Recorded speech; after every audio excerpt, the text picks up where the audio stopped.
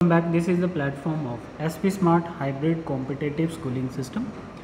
बच्चे आज हम लोग क्लास 12th बायोलॉजी का molecular basis of inheritance chapter 5th जिसमें हम आज देखेंगे पार्ट 9, ठीक है। और इस चैप्टर के पार्ट 9 में हम लोग डिस्कस करेंगे why DNA is genetic material. हमने लास्ट वीडियो में डिस्कस किया था कि जो क्रोमोसोम के केमिकल कंपोजिशन थी डीएनए, आरएनए और प्रोटीन, उसमें से genetic material series of experiment करने के बाद हमने प्रूव किया था कि इनमें से जो जेनेटिक मटेरियल है वो डीएनए है, ठीक है बच्चे। तो अब इस वीडियो में हम डिस्कस कर रहे हैं कि डीएनए ही जेनेटिक मटेरियल क्यों है इन सब में से, ठीक है बच्चे। तो जैसे कि कुछ वायरसेस के अंदर आप देखोगे तो आपके पास क्या दिखेगा बेटा, जैसे टोबैको मोज़ेक वायरस जो है उसका जीनोम क्या है, आरएनए है, ठीक है बच्चे। जैसे हमारे पास एक वायरस है जिसको हम क्यूबी बैक्टीरियोफाज कहते हैं, क्या कहते हैं बच्चे, क्यूबी बैक्टीरियोफाज, और उसका जेनेटिक मटेरियल आरएनए है, ठीक है। तो हम डीएनए ही जेनेटिक मटेरियल नहीं बोल सकते हैं क्योंकि डीएनए भी और आरएनए दोनों ही जेनेटिक मटेरियल हो सकते हैं, क्योंकि वायरस के अंदर जेनेटिक मटेरियल आरएनए है और बाकी सभी सेल्स के अंदर जेनेटिक मटेरियल क्या है, आपका डीएनए। तो हम बोल सकते हैं कि जेनेटिक मटेरियल आपका डीएनए भी है और आरएनए भी है, ठीक है बेटा, ठीक। तो अब हम देख रहे हैं कि why DNA is genetic material. अगर डीएनए है तो वो क्यों जेनेटिक मटेरियल कहलाता है, क्योंकि उसके पास कुछ इंपॉर्टेंट प्रॉपर्टीज़ हैं। डीएनए क्या करता है बच्चे, इन्फॉर्मेशन स्टोर करता है, कॉपी फॉर्म करता है, 1 से 2 बनाता है कॉपी नंबर। तीसरा कैरेक्टर एक्सप्रेस करता है जिसको हम ट्रेट एक्सप्रेशन कहते हैं, ठीक है। जेनेटिक मटेरियल डीएनए इसलिए है क्योंकि वो एक इम्पॉर्टेंट इन्फॉर्मेशन स्टोर करता है जो हमारे पेरेंट के कैरेक्टर को अपने पास रखेगा और फिर नेक्स्ट जनरेशन में एक्सप्रेस करेगा, कॉपी करेगा, ठीक है। दूसरा कॉपी नंबर बनाएगा और तीसरा कैरेक्टर को एक्सप्रेस करेगा, इसीलिए हम डीएनए को जेनेटिक मटेरियल बोलते हैं। कुछ इंपॉर्टेंट फीचर्स हैं, इंपॉर्टेंट फीचर हैं जेनेटिक मटेरियल के, ठीक है।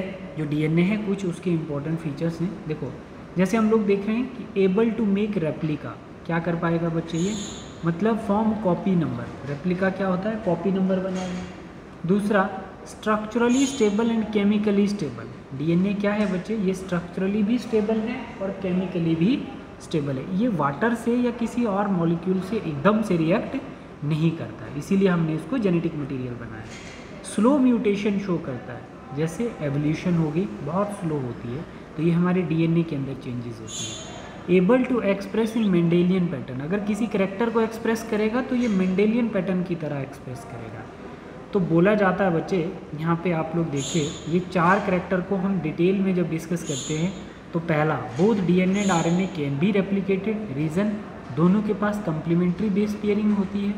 सिर्फ डीएनए में ए से टी बनेगा और आरएनए में ए से यू बनेगा बच्चे, ठीक है। थाइमिन की जगह क्या बनेगा, यूरेसिल, आरएनए के केस में।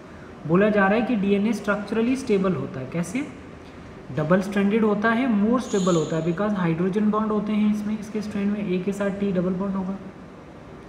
डीएनए थर्मोस्टेबल भी होता है, ये ग्रिफिथ एक्सपेरिमेंट ने प्रूफ करके दिया था, क्योंकि जो एस स्ट्रेन था उसने हीट किया था बट फिर भी वो आर स्ट्रेन को एस स्ट्रेन में ट्रांसफॉर्म कर देता था, जिसकी वजह से माइस की डेथ हो जाती थी। तो मतलब ये क्या हो गया कि हाई टेम्परेचर पे भी डीएनए अपनी आइडेंटिटी लूज नहीं कर रहा था। डीएनए हमने लेटर एक्सपेरिमेंट में प्रूफ किया था कि डीएनए ही जेनेटिक मटेरियल, तो इसलिए बोला गया है कि डीएनए जो है वो थर्मोस्टेबल है, ठीक है बच्चे। वो ग्रिफिथ के एक्सपेरिमेंट में ही प्रूफ हुआ था, ठीक है। जिससे हम हीट किल्ड स्ट्रेन अगर इंडिविजुअल डालते थे तो माइस लाइव रहता था, जब आर स्ट्रेन के साथ डालते थे तो माइस डेथ करता था। इवन कि आर स्ट्रेन को इंडिविजुअली माइस में इंसर्ट करते थे तो माइस जिंदा रहता था, बट हीट किल्ड स्ट्रेन्स को मल्टीप्लाई करने के लिए आर स्ट्रेन मिल गया, जिसकी वजह से आर स्ट्रेन को हीट किल्ड एस स्ट्रेन का कुछ सबस्टांस जिसको हम डीएनए अब कह रहे हैं वो आर स्ट्रेन के अंदर एंटर करके वो एस स्ट्रेन में आर स्ट्रेन को कन्वर्ट कर दे रहा था, ठीक है, जिसकी वजह से माइस की डेथ हो जाती थी, ठीक है।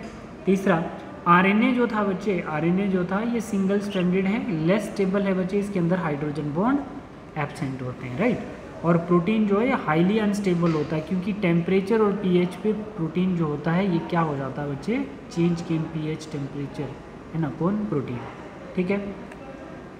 अब देखो केमिकली स्टेबल कैसे है, डीएनए केमिकली कैसे स्टेबल है बेटा। देखो जैसे हम लोग यहाँ पे बात करते हैं प्रोटीन की, आरएनए की और डीएनए की।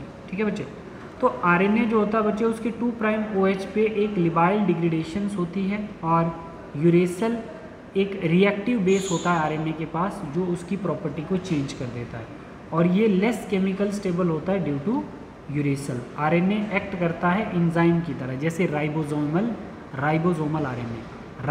आरएनए जो होता है वो एंजाइम की तरह एक्ट करता है। ठीक है, तो अगर कोई चीज़ एंजाइम की तरह एक्ट करती है तो वो टेम्परेचर और पीएच पे अपने आप को चेंज कर देगी। जैसे प्रोटीन है, ये हाईली रिएक्टिव होती है ना, act as a catalyst, enzyme की तरह एक्ट करती है। बट जो डीएनए होता है बच्चे उसके 2' H पे क्या होता है, never act as a catalysis. जब उसने 2' पेंटोज शुगर के 2' H पे क्या कर दिया बच्चे, 2' एंड पे कार्बन के हाइड्रोजन है, तो उस पर कोई कैटलिस्ट, अब इस पर कोई कैटलिस्ट काम नहीं करेगा। मतलब ये वाला पार्ट जो है इसका, ये कैटलिस्ट की तरह काम नहीं करेगा। आप डीएनए का स्ट्रक्चर एक बार देख लो, पेंटोज शुगर के 2nd कार्बन पे H है ना, तो वो जो स्ट्रक्चर है डीएनए का वो अब कैटलिस्ट की तरह काम नहीं करेगा, है ना। इसमें थाइमिन होता है जो लेस रिएक्टिव बेस होता है, तो इसकी वजह से डीएनए को मोस्ट स्टेबल, केमिकली भी स्टेबल माना गया है और स्ट्रक्चरली भी स्टेबल माना गया है। बोला कि अंडरगो स्लो म्यूटेशन, डीएनए में स्लो म्यूटेशन होती है जैसे एवोल्यूशन होती है हमारी बॉडी, बट आरएनए में फास्ट म्यूटेशन होती है ना। जैसे आप आरएनए वायरस देख लो, कोविड-19 के टाइम में आरएनए कितना फास्ट स्प्रेड करता था, है ना। वो जेनेटिक मटेरियल वायरस का क्या था, आरएनए था, तो कितना फास्ट मल्टीप्लाई करता था। एक दिन में 1 लाख पेशेंट होते थे, दूसरे दिन 2 लाख होते थे, ऐसे करके ये स्प्रेड करता था। तो DNA able to express, DNA not directly to form protein, DNA direct involve नहीं है प्रोटीन बनाने में, आरएनए डायरेक्टली इन्वॉल्व है प्रोटीन सिंथेसिस में। देखो ना बच्चे, डीएनए से क्या बनता है, आरएनए, और आरएनए से डायरेक्टली प्रोटीन बनती है। समझ आए बच्चे, तो यहाँ पर आरएनए के पास एक थोड़ा सा एज है। तो फिर भी साइंटिस्ट कम्युनिटीज़ ने स्टोरेज ऑफ जेनेटिक मटेरियल, मतलब जेनेटिक इन्फॉर्मेशन को कहाँ अच्छा फील किया, DNA is better. Genetic information को स्टोर करने के लिए बेटर कौन है, DNA. But expression of genetic material, genetic material का एक्सप्रेशन आरएनए इज़ बेटर, क्योंकि आरएनए डायरेक्ट प्रोटीन के कांटेक्ट में है और प्रोटीन जो है वो करैक्टर एक्सप्रेस करता है। ठीक, अब बोल रहे हैं कि आरएनए वर्ल्ड क्या होता है। नाउ कम्स फर्स्ट, आरएनए या डीएनए, तो बच्चे आरएनए पहले आया है, इसीलिए इसको आरएनए वर्ल्ड बोला गया। मतलब जैसे डीएनए से आरएनए बनता है ना बच्चे, आरएनए से प्रोटीन, यहाँ पे आरएनए से डीएनए बना है। ठीक है बेटा, तो फर्स्ट जेनेटिक मटेरियल इवॉल्व कौन है, आरएनए है। फिर उसके बाद क्या हुआ है, proof protein synthesis machinery metabolisms. ठीक है, तो इस आरएनए की मशीनरी को यूज़ किया गया है। ठीक है बेटा, प्रॉब्लम्स क्या आई कि आरएनए जो है वो अनस्टेबल है, वो चेंज हो गया। ठीक है, तो डीएनए चेंज फ्रॉम आरएनए। ठीक है, जो डीएनए बना है बच्चे वो आरएनए से ही बना है। कैसे, जैसे अब देखो जो डीएनए बना है वो आरएनए से कैसे बना है, स्ट्रक्चरल चेंज भी आई है इसमें और केमिकल चेंज भी आई है।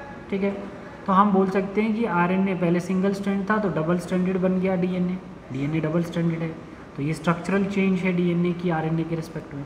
तो केमिकल चेंज किया, 2' OH पे आरएनए था तो वहाँ पर 2' OH पे H रहा डीएनए के स्ट्रक्चर में, और यूरेसल आरएनए में था, उसकी जगह थाइमिन आ गया, जो क्या था बच्चे, एक लेस रिएक्टिव बेस था।